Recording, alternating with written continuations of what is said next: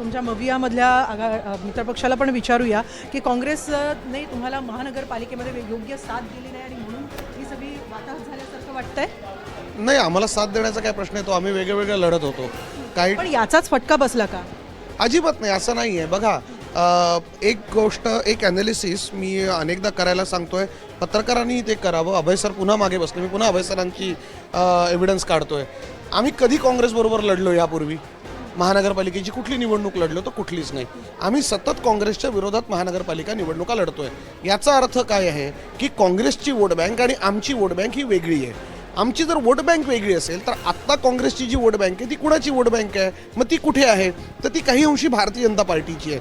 उत्तर भारतीय, गुजराती हा जो समाज आहे, जो पारंपरिक पद्धतीने भारतीय जनता पार्टीला मतदान करतो, त्यातला एक जो पार्ट आहे तोच काँग्रेसचा मतदार आहे.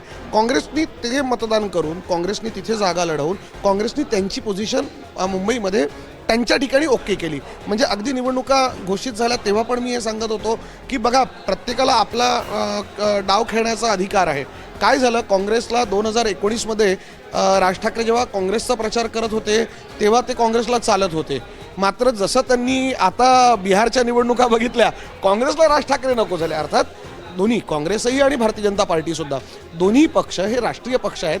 त्यांच्या राज ठाकरेंच्या मनसेला घेऊन काही रिझर्वेशन्स होती, पण आमचं असं रिझर्वेशनच नाही आहे. आम्ही दोघेही मराठी पक्ष आहोत, आम्ही दोघेही महाराष्ट्रातले प्रादेशिक पक्ष आहोत आणि सगळ्यात महत्त्वाचं, आम्ही एका कुटुंबातले आहोत. त्यामुळे या दोन कुटुंबातल्या मिलनामुळे आम्हाला त्यांची गरज नाही पडली.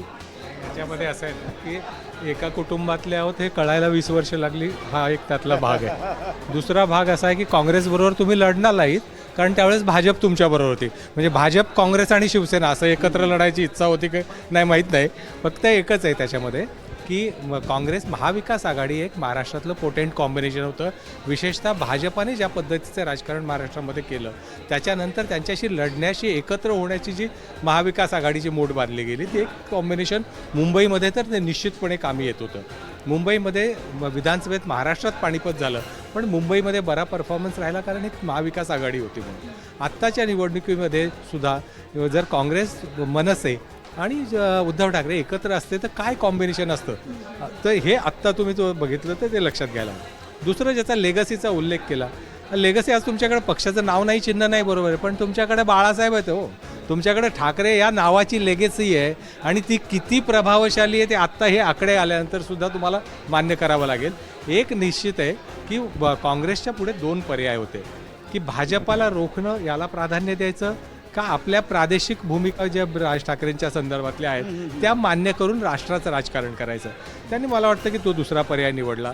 या आघाडीत जाऊन 40-50 जागा लढवण्यापेक्षा 250 जागा लढवून आपलं पक्षाचं केडर तरी ठेवावं, कारण त्या 40 लढवून जेवढ्या जागा येणं अपेक्षित होतं तेवढ्या आपण स्वबळावर निवडून आणू शकतो आणि कदाचित गरज पडली तर पोस्टपोल अलायन्सचा मार्गही खुला राहतो. अशा पद्धतीने त्यांनी कदाचित विचार केला असावा. परंतु ही मोठ एकसंघ ठेवण्यासाठी एक आधीपासून प्रयत्न व्हावे लागतात, एक किमान समान कार्यक्रम करावा लागतो, आपल्या काही भूमिका सोडाव्या लागतात, त्यांच्या काही स्वीकाराव्या लागतात. या दृष्टीने कुठेही प्रयत्न झालेले दिसले नाहीत. त्यामुळे हे कॉम्बिनेशन केवळ एका दिवसात तयार नाही होत. ते महाविकास आघाडीचं कॉम्बिनेशनही निवडणुकीच्या वेळेस ते प्रयत्न झाले आणि त्या परिस्थितीने तयार केलं होतं. ते टिकवण्यासाठी मात्र प्रयत्न करावे लागले.